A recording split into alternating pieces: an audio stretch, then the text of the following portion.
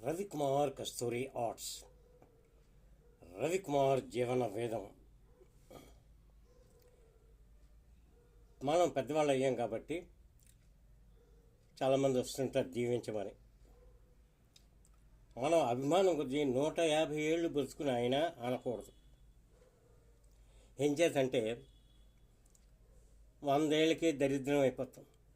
అందరూ చీదరించుకుంటారు. మనం చూస్తేనే అసహ్యం వేస్తుంది. వాళ్ళకి అన్నం తినబుద్ధి తీయదు. ముక్కమ్మటి చీమిడి కారిపోతూ ఉంటుంది, నోటమ్మటి నీళ్లు కారిపోతూ ఉంటాయి, కళ్ళమ్మటి నీళ్లు కారిపోతూ ఉంటాయి. నడవలేము, సాయం కావాలి, ఏం చేస్తాం, కళ్ళు కనిపించవు.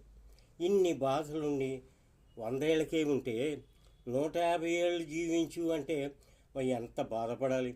అంచే దయచేసి ఒకలాగా జీవించండి. ఎలాగంటే మీకెంత ఆయుష్ ఉందో అంతకాలం ధనధాన్య రాసులతో అభిమానంతో బ్రతకండి. ఇదే నా జీవన అని చెప్పాలి. ఇదే రవికుమార్ జీవన వేదం.